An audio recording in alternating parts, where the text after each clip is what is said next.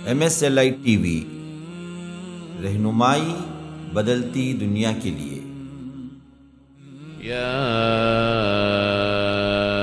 अय्युहल्लज़ीना आमनू इज़ा नूदिया लिस्सलाति मिन यौमिल जुमुअति फस्अऊ इला ज़िक्रिल्लाहि व ज़रुल बैअ ज़ालिकुम खैरुल लकुम इन कुंतुम तअलमून।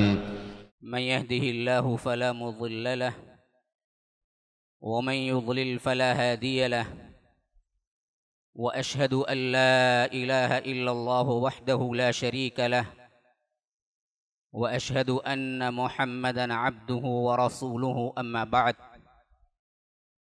फ़इन्न खैरल हदीस किताबुल्लाह व खैरल हदी हदी मुहम्मदिन सल्लल्लाहु अलैहि वसल्लम व शर्रल उमूरि मुहदसातुहा व कुल्ल मुहदसतिन बिदअह व कुल्ल बिदअतिन ज़लालह व फ़ी रिवायतिन व कुल्ल ज़लालतिन फ़िन्नार। फ़अऊज़ु बिल्लाहिस समीइल अलीम मिनश शैतानिर रजीम मिन हमज़िहि व नफ़्सिहि व नफ़्ख़िहि हत्ता इज़ा जाअ अहदहुमुल मौत क़ाल रब्बि इरजिऊन लअल्ली अअमलु सालिहन फ़ीमा तरक्तु कल्ला इन्नहा कलिमतुन हुवा क़ाइलुहा व मिन वराइहिम बरज़ख़ुन इला यौमि युबअसून। व क़ाल अय्ज़न वन्नाज़िआति ग़र्क़ा वन्नाशिताति नश्ता वस्साबिहाति सबहा फस्साबिक़ाति सबक़ा फ़ल्मुदब्बिराति अम्रा। व क़ाल तआला क़ुल यतवफ़्फ़ाकुम मलकुल मौति अल्लज़ी वुक्किल बिकुम सुम्मा इला रब्बिकुम तुरजऊन। अल्लाहुम्मा अरिनल हक़्क़ हक़्क़न वरज़ुक़ना इत्तिबाअह व अरिनल बातिला बातिलन वरज़ुक़ना इज्तिनाबह। अल्लाहुम्मा अल्लिमना मा यनफ़अुना वन्फ़अना बिमा अल्लमतना वरज़ुक़ना इल्मा। रब्बि इश्रह ली सदरी व यस्सिर ली अमरी वहलुल उक़दतम मिन लिसानी यफ़क़हू क़ौली। उस अल्लाह के नाम से इब्तिदा जिसके नामों की कोई इंतहा ही नहीं। वलौ अन्नमा फ़िल अर्ज़ि मिन शजरतिन अक़लाम वल बहरु यमुद्दुहु मिन बादिही सबअतु अबहुरिम मा नफ़िदत कलिमातुल्लाह। उस ज़ात अक़दस पर करोड़ों दरूद व सलाम हो जो तमाम जहानों के लिए रहमतुल लिल आलमीन बन के आए थे। अल्लाहुम्मा सल्लि अला मुहम्मद व अला आलि मुहम्मद कमा सल्लैता अला इब्राहीम व अला आलि इब्राहीम इन्नका हमीदुम मजीद व बारिक अला मुहम्मद व अला आलि मुहम्मद कमा बारकता अला इब्राहीम व अला आलि इब्राहीम इन्नका हमीदुम मजीद। अल्लाह तबारक व तआला ने इस दुनिया में इंसान को भेजा तो जहाँ ज़िंदगी दी वहाँ उसके साथ मौत भी पैदा की। और मौत ऐसी एक हकीकत है, अगर मान लिया जाए कि दुनिया में हमारी ज़िंदगी का रहना हकीकत है, हमारी तगोदो हकीकत है, हमारा माआश हकीकत है, हमारी ज़िंदगी में खाना पीना हकीकत है, तो इस सबसे बड़ी हकीकत अगर देखा जाए तो दुनिया में मौत है। इनकार करने वालों को भी नहीं छोड़ी, ज़िद्दी लोगों को भी नहीं छोड़ी, मानने वालों को भी नहीं छोड़ी। हर एक को इससे गुजरना है। और ख़ासकर इस दौर में जहाँ पर कसरत अमवात का मामला है, तो लोग जहाँ जा रहे हैं सवाल पैदा होता है कि कहाँ जा रहे हैं, आखिर क्या होता है। चलती फिरती ज़िंदगी, हंसती खेलती ज़िंदगी, हरकत करने वाली ज़िंदगी, आखिर क्या होता है कि एकदम इंसान साकिन हो जाता है और इतना बेकार हो जाता है कि उसे खुद उसके अपने रिश्तेदार अपने घर में रखना पसंद नहीं करते, जिसके लिए वो अपनी पूरी ज़िंदगी लगा के बनाया और मनो मिट्टी के अंदर दफन करके आ जाते हैं। आखिर कहाँ जाते हैं, क्या होता है उनके साथ, जो पास रहने वाले को भी सुनाई नहीं देता, जो पास रहने वाले को भी हकीकत मालूम नहीं होती। सगी जिंदगी में बाप बेटा एक साथ पूरी जिंदगी गुजारे, लेकिन बेटे को पता नहीं चलता बाप की मौत आई थी तो क्या हुआ था उसके अंदर। मियाँ बीवी साथ 25 साल गुजारे, लेकिन शौहर को मौत आई तो बीवी को पता नहीं चलता कि आखिर इस पर बीती क्या, क्यों ये खामोश हो गया। और ये लोग कहाँ चले जाते हैं, फिर कभी वापस नहीं आते।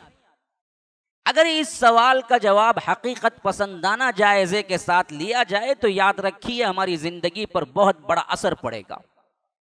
और हमारी अपनी ये जिंदगी जो हम समझते हैं कि दुनिया बनाने के लिए रब ने दी है, शुतरे बेमहार की तरह जिंदगी गुजारते हैं, अगर हम हकीकत में मान लें कि रब्बुल आलमीन की अता है और एक बहुत बड़े इम्तिहान के लिए, इसकी तैयारी के लिए अल्लाह ने ये ज़िंदगी दी है, और ये मौत जिसको सब कुछ ख़त्म कर देती है, इसके आने से पहले हमको क्या कुछ करने का हुक्म मिला है, तो याद रखो इस ज़िंदगी में हम ये काम नहीं करेंगे जिस तरह हम दुनिया के लालची बन के फिरते हैं।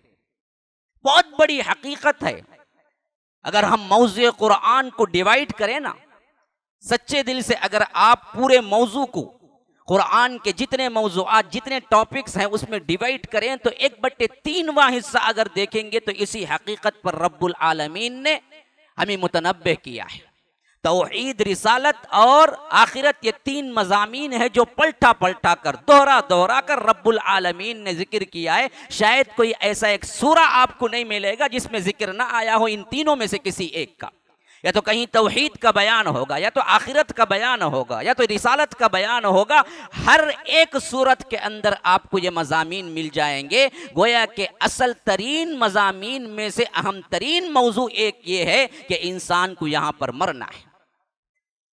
मैंने मुख्तलिफ जगह से चंद आयात तिलावत की हैं, उसी हैसियत से जहाँ रब्बुल आलमीन इस हमारी आखिरी ज़िंदगी के बारे में, यूँ समझ लीजिए दुनिया के आखिरी अय्याम, आखिरी दिन, आखिरी लम्हे के बारे में गुफ्तगू करता है।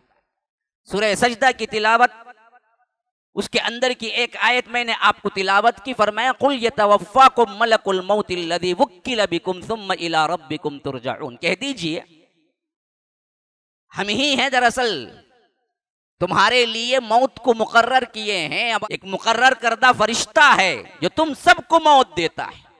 हाँ, मलकुल मौतिल लज़ी वुक्किल बिकुम सुम्मा इला रब्बिकुम तुरजऊन, पलटना तुम्हारे लिए क्या है, उसी की तरफ है।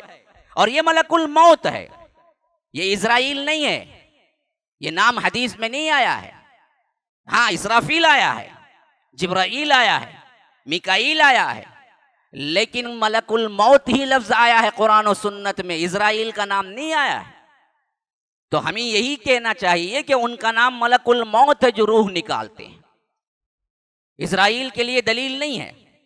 लेकिन अल्लाह कहता है ये हैं जिनके सुपुर्द तुम सब की अमवात हैं, ये आते हैं और निकालते हैं तुम्हारी रूह को। लेकिन ये एक नहीं है।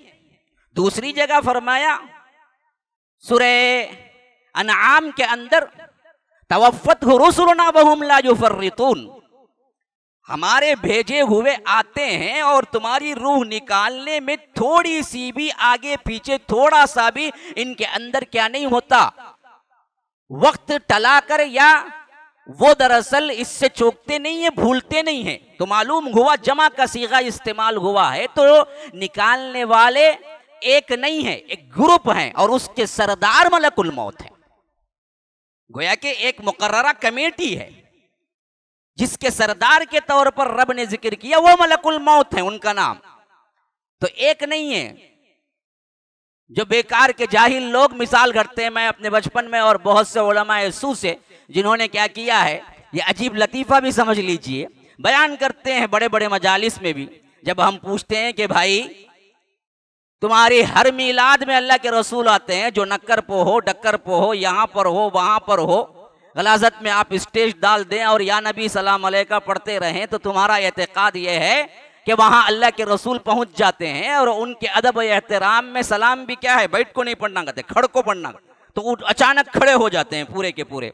अरे बेवकूफ़, पूरी जिंदगी नमाज में अस्सलामु पढ़ता ही नहीं पढ़ता है भाई, अत्तहियात में पढ़ता है नहीं पढ़ता है, खड़ के पढ़ता है या बैठ के पढ़ता है? हाँ, अगर ये इतलाक अगर तुम लगाओ तो फिर नमाज में कायदा नहीं होगा, खड़ के पढ़ना होगा। हाँ, तहियातु लिल्लाहि वस्सलावातु वत्तय्यिबातु अस्सलामु अलैका अय्युहन नबी, जब सलाम पढ़ता है बैठा हुआ होता है, लेकिन अपने खिर्स से अपने अकल से जब इसने लगाया कियास तो कहा कि देखो भाई, मजालिस है मीलाद में अल्लाह के रसूल आते हैं, इस वास्ते सलाम बैठ के नहीं पढ़ना, खड़ के पढ़ना, इस वास्ते खड़े हो जाओ। मैंने एक मर्तबा एक सवाल का जवाब देते हुए एक बदबख्त को देखा, हमारा ही सवाल है, हम पूछते हैं कि अच्छा जी, जब अल्लाह के रसूल मीलाद की महफिल में आते हैं, यूं समझो कि एक ही वक्त में कई जगह स्टेज लगा हुआ है। हाँ, CN के रोड में भी लगा हुआ है, ट्रिप्लिकेन में भी लगा हुआ है, उधर सफारी घुंटे में भी लगा हुआ है, एक ही वक्त में सलाम पढ़ा जा रहा है, तो अब अल्लाह के रसूल कहाँ जाएंगे? एक स्टेज में तो आ सकते हैं ना जी, 10 स्टेज एक ही जगह लगे हुए हैं और सलाम पढ़ा जा रहा है, तो 10 स्टेज में जाएंगे कैसे? किसी एक ही तो जाएंगे। तो उस वक्त ये जाहिल जवाब देता है, एक ही वक्त में कितने मुर्दे मरते हैं जी, मलकुल मौत सबके पास एक ही टाइम को जाते नहीं। आहा, क्या जवाब दिया रे इन्हें, कहां से कहां देखो। इस वास्ते ही बाद लोग सोच रहे हैं मैं भी कहां से कहां चला गया हूं, कहां से कहां नहीं, मैं अपने बात पे आ रहा हूं समझाने की। बड़ी दलील है, कवी तरीन दलील। हाँ बिल्कुल सही है ना, एक वक्त में हजारों लोग मरते हैं, लेकिन मलकुल मौत सबकी जगह रहते हैं, सबको निकालते हैं। पहले तो मामला वो इंसानों का नहीं, फरिश्ते का है, यहां मामला इंसानों की हो रही है बात। लेकिन ये भी गलत तस्वुर है कि एक मलकुल मौत जाते हैं। मलकुल मौत उस लीडर का नाम है जो ये पूरे काम को अंजाम देते वक्त जो कमेटी है उसका। इसी वास्ते रब ने जमा का सीगा इस्तेमाल किया।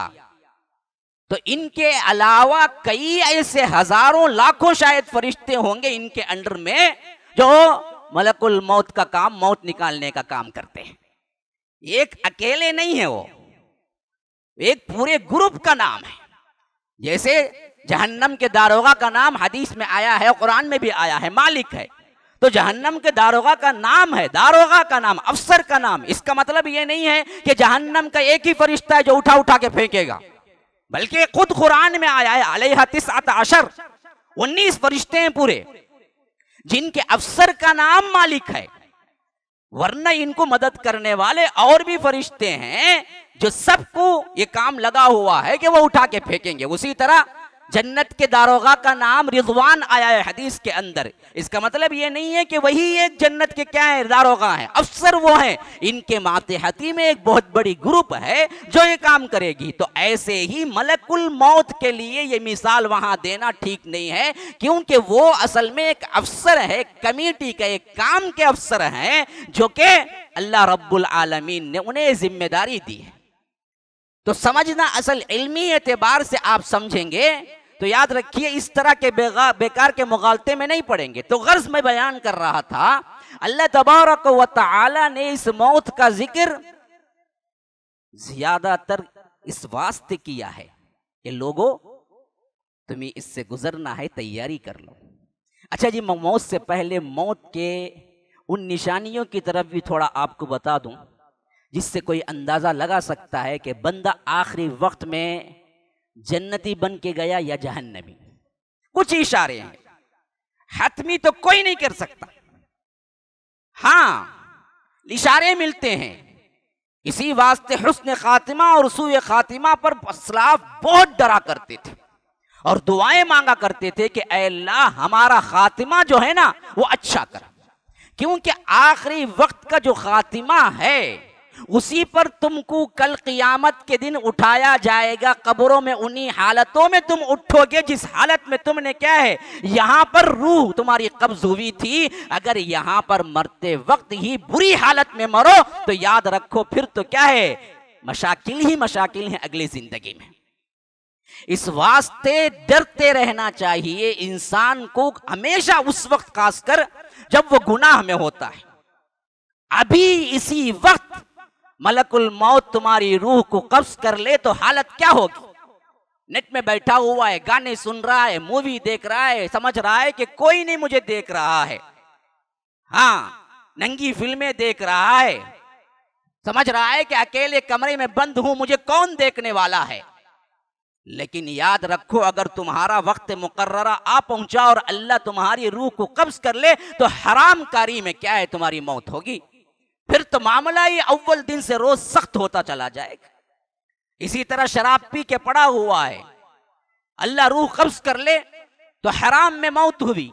इसी तरह जिना कर रहा है, मौत आ गई।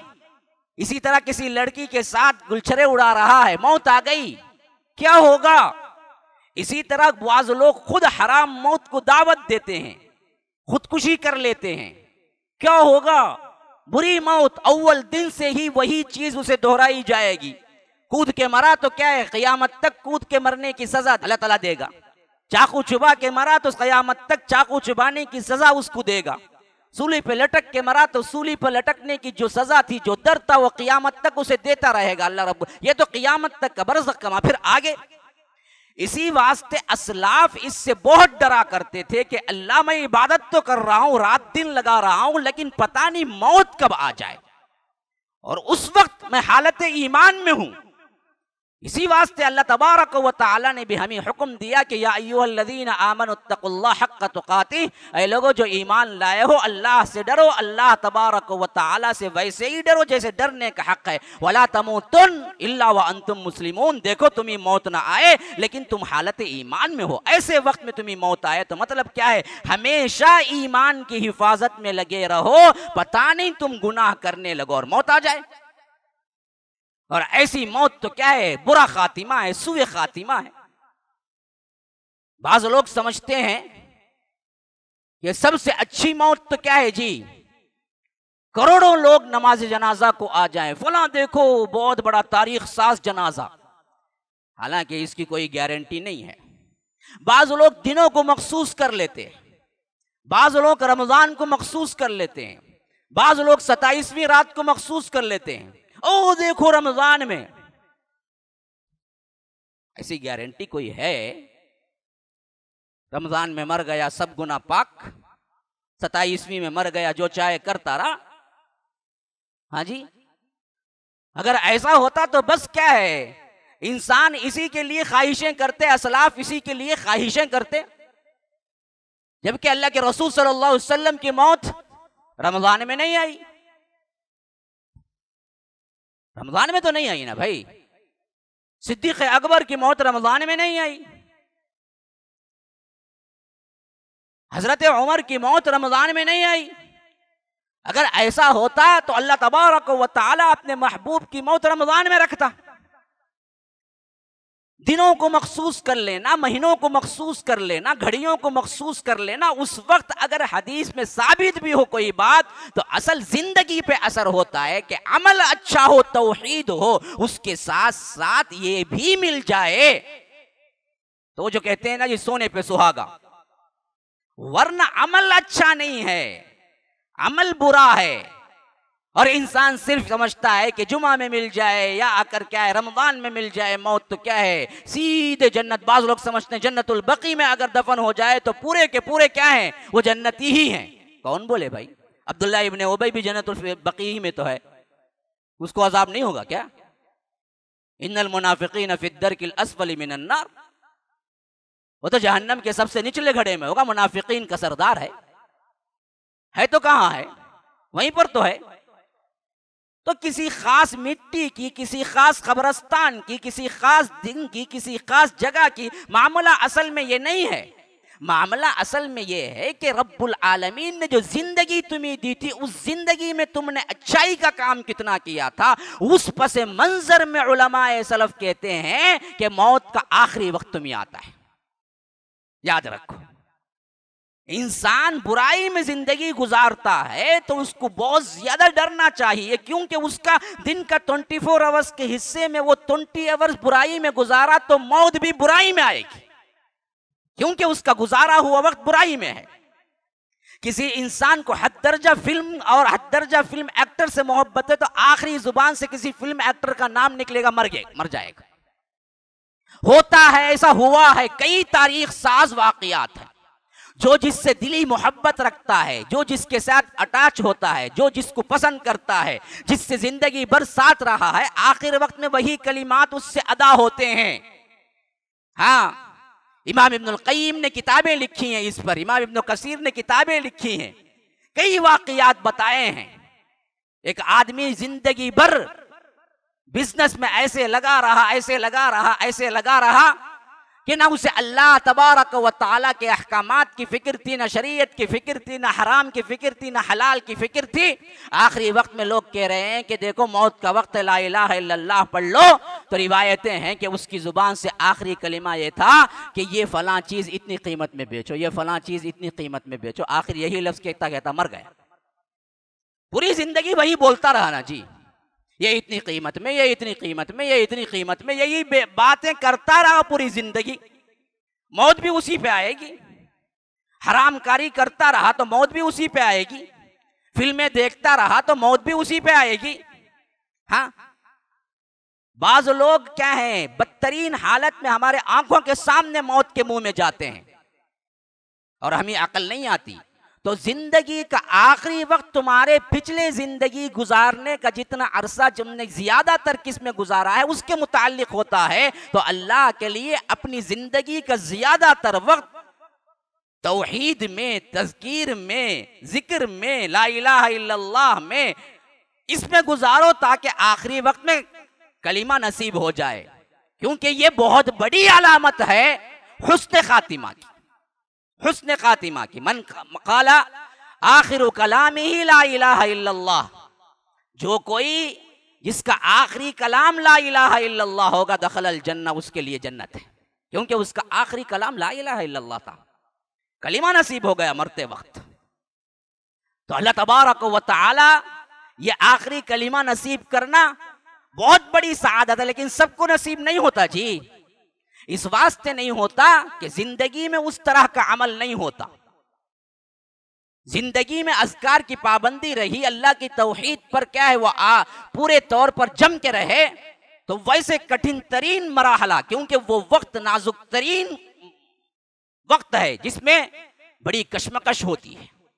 शैतान की पूरी जोर, पूरी कुव्वत ये होती है कि उस आखिरी वक्त में उसको बहका दूं, और हमारी हालत रूह निकलने के एतबार से इतनी कमजोर होती है कि उसका मुकाबला ईमान के बगैर हम नहीं कर सकते। ईमान कमजोर होता है तो फिर इंसान मगलूब हो जाता है और उसका सूए खातिमा हो जाता है। याद रखो, हजरत सुफियान सौरी के बारे में आता है, रात रात भर मछली जिस तरह बगैर पानी के तड़पती है, उस तरह क्या है बिस्तर पे तड़पते हैं। एक मर्तबा उनकी औलाद में से कोई पूछता है, आप इतने बड़े खतीब हैं और इतने बड़े क्या हैं आलिम हैं, आखिर आपको क्या हो जाता है कि कभी कभी रातों को आप सोते नहीं हैं, तड़पते गुजार देते हैं? तो कहने लगे, बेटे कभी कभी मुझे ख्याल आता है, मैं हूं तो सब कुछ, लेकिन अगर आखिरी वक्त मेरा सूए खात्मा हो जाए तो क्या होगा। बस ये ख्याल आता है तो मैं सो नहीं पाता।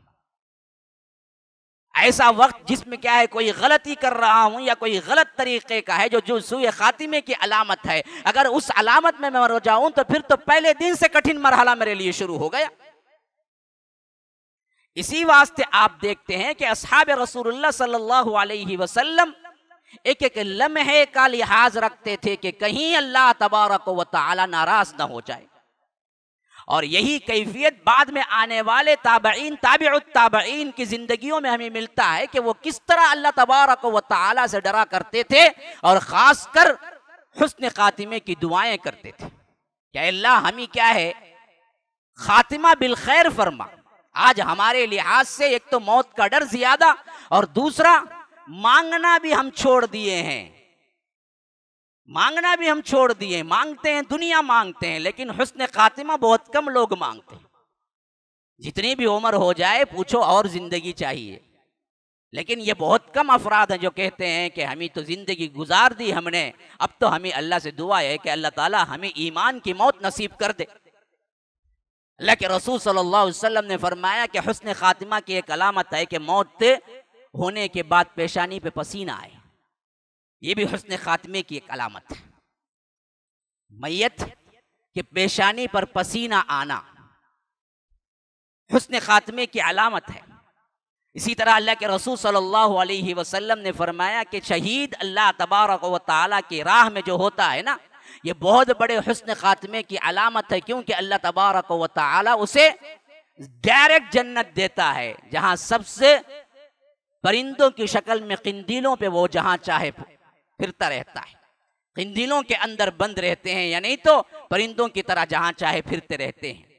और अल्लाह तबारक व तआला की राह में शहीद होने वाला ही खाली शहीद नहीं है, बाज रिवायतों में शुहदा के और भी औसाफ बताए गए हैं, जिसमें बताया कि एक बीमारी ताऊन है जिसमें मरने वाला भी शहीद है, एक बीमारी वो है जो पेट की बीमारी में मरने वाला भी शहीद है। इसी तरह फरमाया कि एक बीमारी वो है जिसमें अल्लाह तबारक व तआला उसे शहादत का मर्तबा देता है, पेट की बीमारी और उसके साथ साथ ताऊन वबा की बीमारी, उसके साथ साथ 7 चीजों में अल्लाह के रसूल सल्लल्लाहु अलैहि वसल्लम ने बतलाया ये सब शहादत है। उसमें एक ये है डूब कर मर जाने वाला, ये भी शहीद है, गिर कर मर जाने वाला, ये भी शहीद है। क्यों? ये सब अजियत से हता है तो अल्लाह, हाँ ये और बात है कि वो शहादत जो अल्लाह की राह में होती है उसकी फजीलत बहुत बुलंद है, लेकिन शहादत के एतबार से ये भी शहादा, ये भी अल्लाह तबारक व तआला की तरफ से एक बहुत बड़ा अतिया है कि हुस्न खातिमे की अलामत है। और इसी तरह याद रखिए, अल्लाह तबारक व तआला के लिए इबादत का कोई मुकाम, कोई मर्तबा, कोई ऐसा फ़िल अंजाम दे रहा है और उस वक्त मौत आ जाए, ये भी बहुत बड़ी क्या सआदत है। नमाज में, रोजे में, रोजे के लिए तो खास हदीस आई है कि जो अल्लाह के लिए रोजा रखता है उसी हालत में उसको मौत आ जाए तो वो अल्लाह तबारक व तआला के पास इनाम पाता है डायरेक्ट। तो याद रखिए अल्लाह के इबादत के मामलात में, और इसी तरह दिफा के सिलसिले में भी हदीस आई है, कोई चोर डाकू घुस गया घर में और उसके लिए आप लड़ते हैं या उसके लिए दिफा करते हैं, माल के लिए या बीबी की इज्जत के लिए, ऐसे में कोई मर जाए तो वो भी शहीद है, वो भी अल्लाह तबारक व तआला उसको भी मर्तबा देता है। और आखिरी में मैं आपको बताऊं कि ये शहादत के मर्तबे उस शहीद के मर्तबे के बराबर तो नहीं है, लेकिन याद रखो हुस्न खातिमे के अलामात में से हैं जिनमें हम खुद होकर इख्तियार जो कर सकते हैं। वो क्या है? कोई डूब के मर नहीं सकता खुद ब खुद, चाह कर नहीं कर सकता, कोई जल के नहीं कर सकता, चाह के नहीं कर सकता। जिहाद हो तो शहीद होगा, जिहाद ना हो तो नहीं कर सकता। लेकिन जो कर सकते हैं हुस्न खातिमे के अलामत के तौर पर, वो तो हम कर सकते हैं ना जी। ये सब चीजें तो अल्लाह देता है, लेकिन एक तैयारी तुम्हारी अपने हुस्न खातिमे के तौर पर हो सकती है। वो क्या चीजें हैं जी? वो चीजें यही हैं कि जिंदगी में नेक आमाल को कसरत से किया करो, बुरे आमाल से इज्तिनाब करो, जिक्र अज़कार की पाबंदी करो, तो अल्लाह तबारक व तआला आखिरी वक्त में कलिमा नसीब कर दे। ये बेहतरीन हुस्न खात्मा है।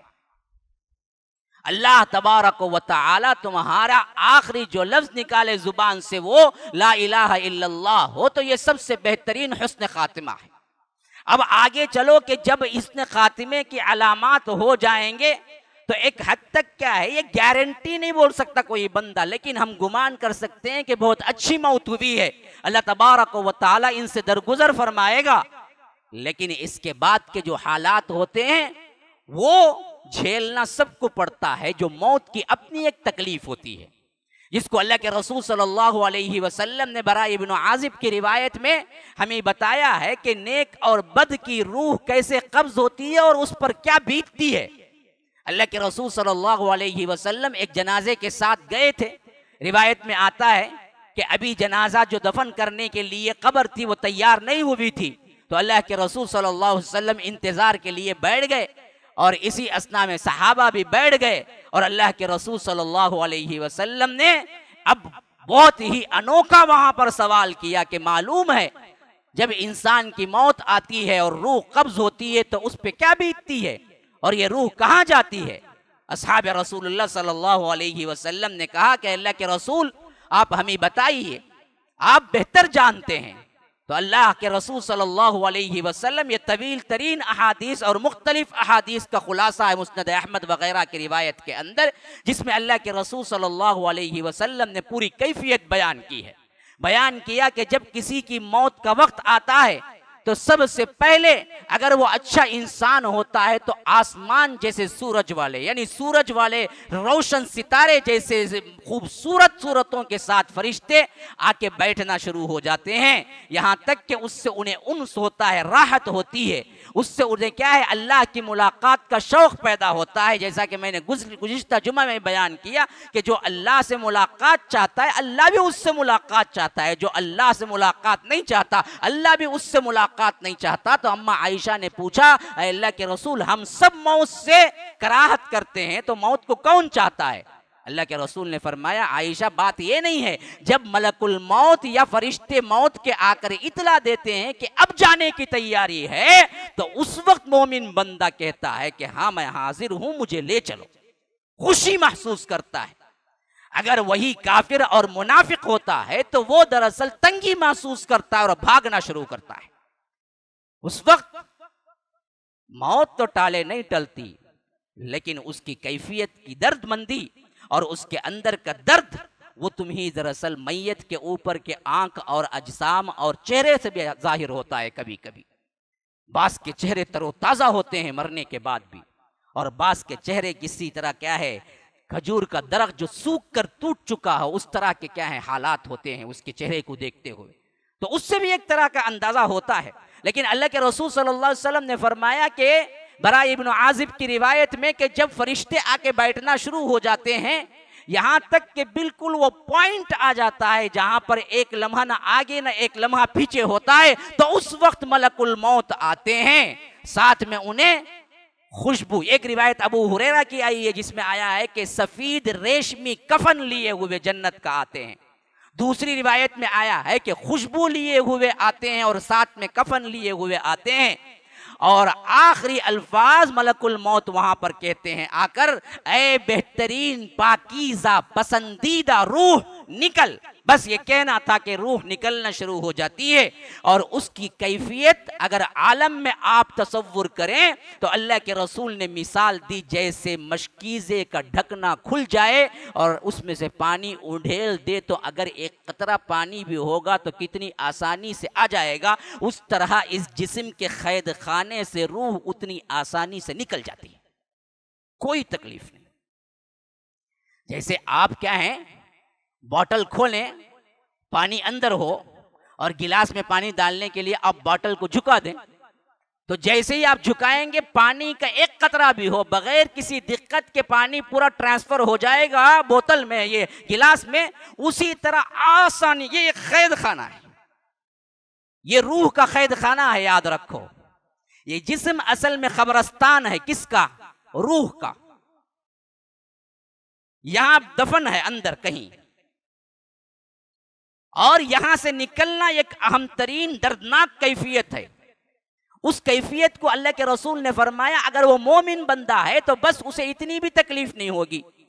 जैसे मशकीज़े में से पानी निकल जाता है उस तरह बिल्कुल भी क्या है, वो बस मलकुल मौत बुलाएं कि रब तुम्हारी रूह को बुलाता है, निकल आए पाकीज़ा रूह, तो ना उसको बच्चों की परवाह है, ना बीवी की परवाह है, ना माल की परवाह है, ना दुनिया की परवाह है, ना एयर कंडीशन रूम की परवाह है, ना कमाई की। वो तो कहता ये सब कुछ मैं कर रहा था लेकिन साथ में रब को नहीं भूला। अगर रब ने अब याद किया है, चलो मैं अभी निकलता हूँ, खुशी खुशी निकल के आ जाता है और उसे कोई दर्द नहीं होता।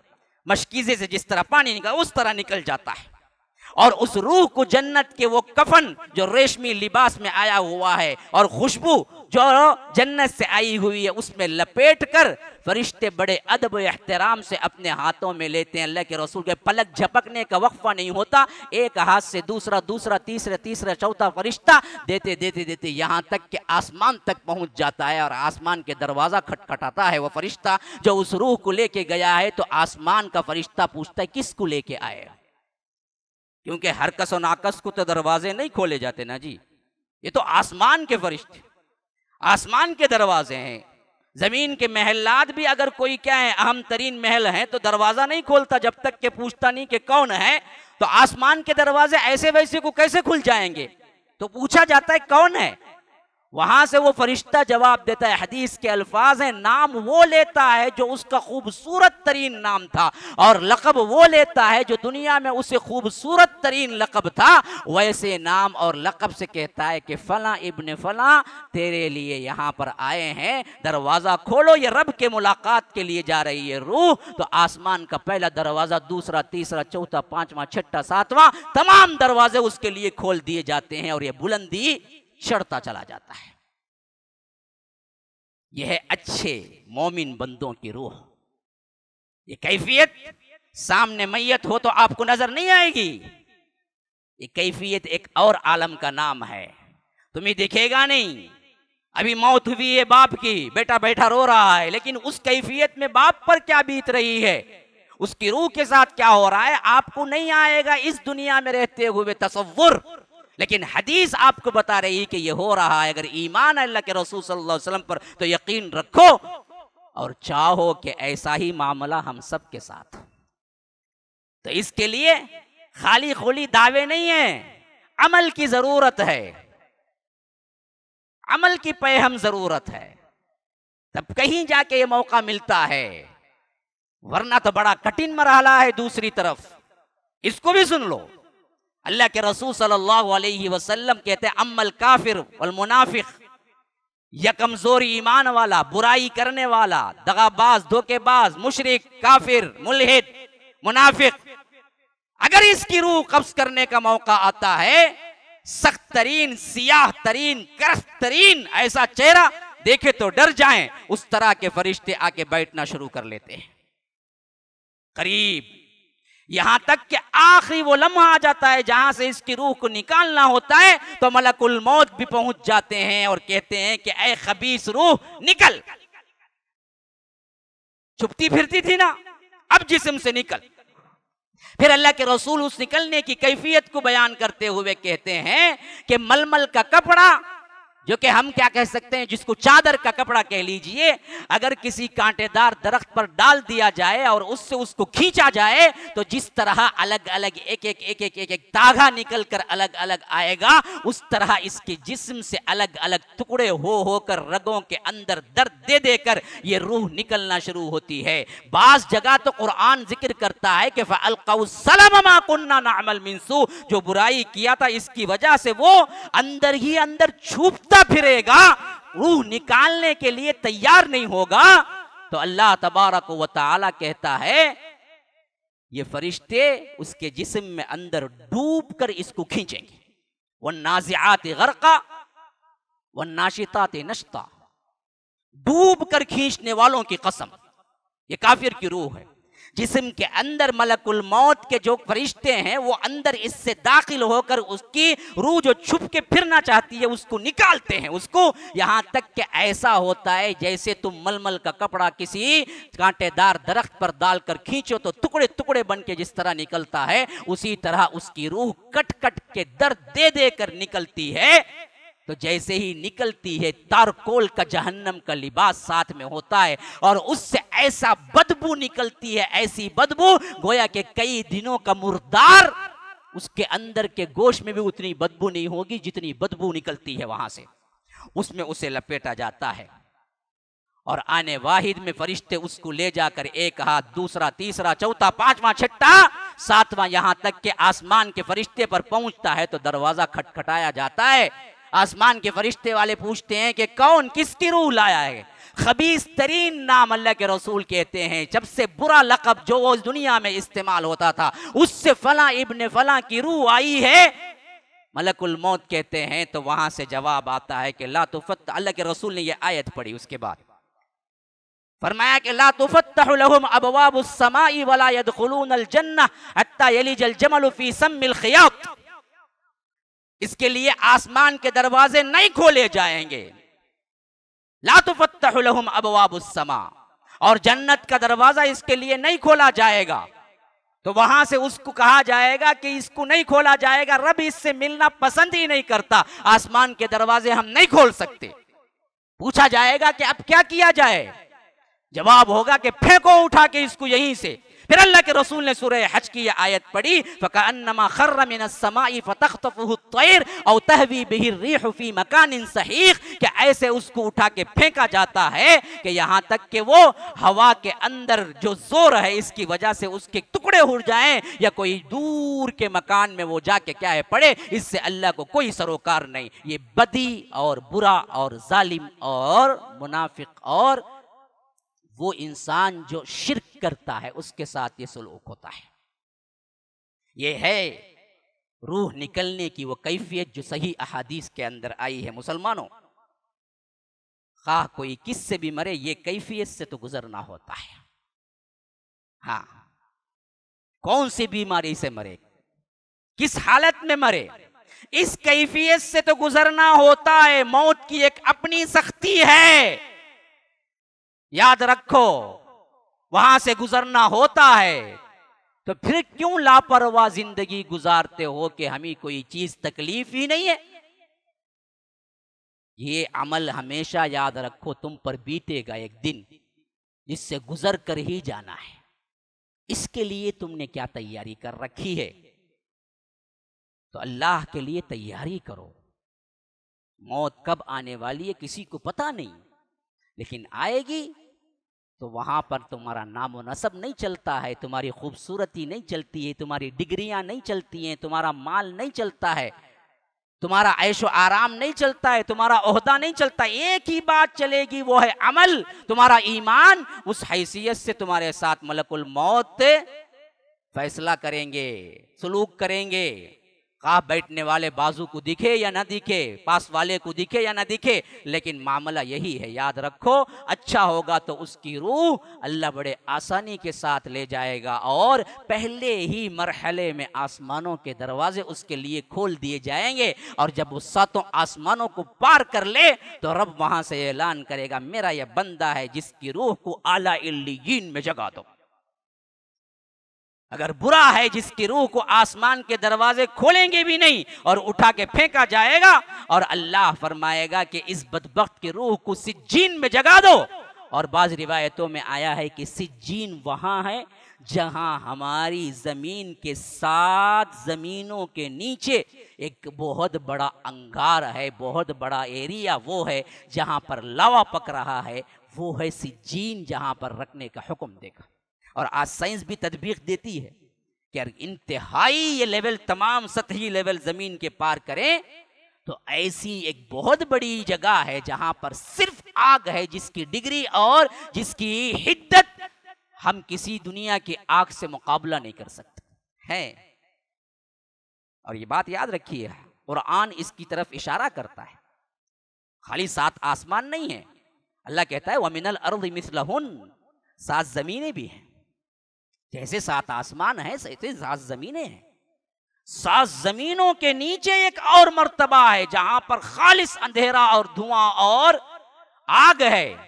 बाद मुफस्सिरीन कहते हैं यही है वो आखिरी परत जहां पर क्या है, वो सिज्जीन का मुकाम है जहां पर बुरे लोगों की रूह को रखा जाएगा।